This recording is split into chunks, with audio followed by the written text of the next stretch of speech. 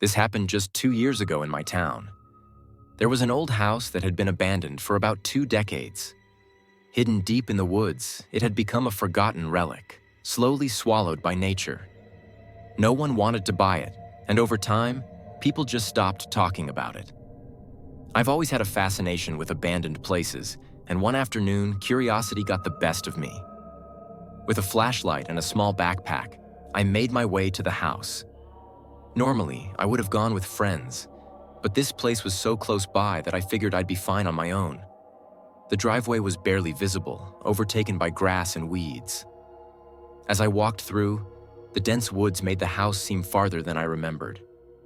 After about 5 minutes, I finally reached it. A 2-story wooden home, long past its prime. One of the front windows was broken. I leaned my head through and listened. Silence. The front door was slightly ajar. I nudged it open, and the moment I stepped inside, I was hit by the musty air of decay. The living room still had remnants of the past. An old, tattered couch, shattered picture frames, and dust covering everything like a forgotten memory. I moved through the first floor quickly before heading upstairs. The staircase creaked under my weight, and I half expected the steps to collapse. The second floor had a short hallway with 2 rooms. One door was open, the other shut. I peeked inside the open one. It was empty, a stark contrast to the clutter downstairs. Then I heard it. A heavy thud from below. My pulse skyrocketed. It wasn't the kind of noise an old house makes on its own. My gut told me to leave, fast. I hurried downstairs, sweeping my flashlight around, but nothing had changed, except for one thing: the front door. I had left it wide open. Now it was shut. Panic gripped me. Someone had to be here. I grabbed the handle and yanked. It wouldn't budge. It was locked. From the outside. My breath hitched. I turned, my heart hammering, and bolted for the broken window. Without a second thought, I launched myself through it, landing hard on the ground outside. Scrambling to my feet, I turned off my flashlight and ran deep into the woods, away from the path. Then, from the distance, I saw something that made my stomach drop, flashing red and blue lights. 2 cop cars were making their way through the overgrown driveway toward the house. I crouched behind a tree and watched as they sped past me, pulling up to the entrance. They didn't call for anyone. They didn't look around. They just rushed inside. I knew deep down that they weren't there because of me.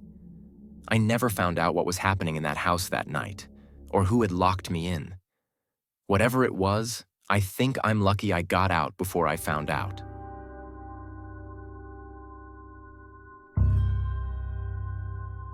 Back in college, I lived with my 2 best friends, Jason and Andrew. We all had packed schedules, balancing school and part-time jobs. But whenever we had time off together, we'd go out exploring, hiking, checking out old buildings, or just roaming unfamiliar areas. One weekend, Andrew heard about a decommissioned factory on the outskirts of the city. It was supposedly abandoned, but still standing. It sounded interesting.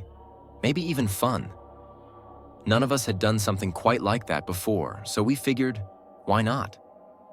That Friday night, we drove out to the edge of the city, where the urban landscape suddenly gave way to endless flatlands. The factory was massive, far bigger than we expected. A rusted chain-link fence surrounded it, topped with barbed wire, but there were obvious gaps where people had already cut through. We squeezed inside and made our way toward the main entrance. The metal door was already open. The moment we stepped in, an eerie feeling settled over me.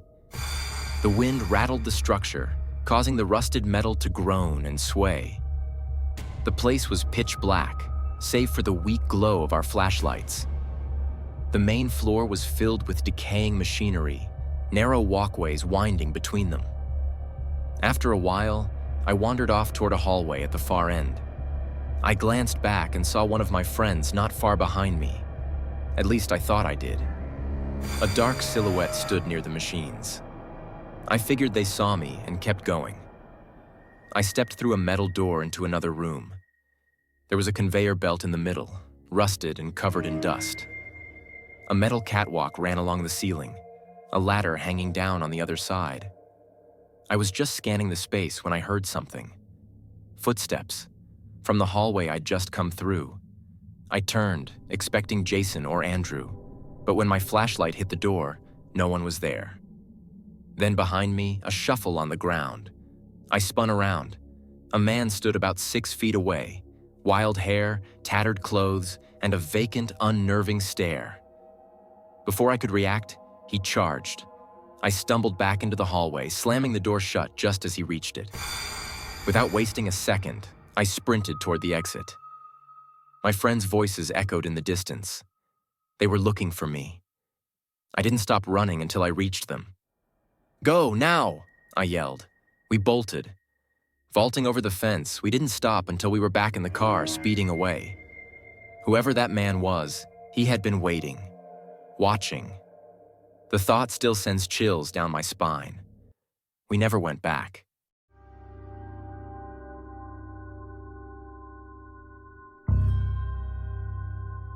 Five years ago, when I was in high school, my best friend Colton and I spent most of our free time just wandering around town, looking for random places to hang out.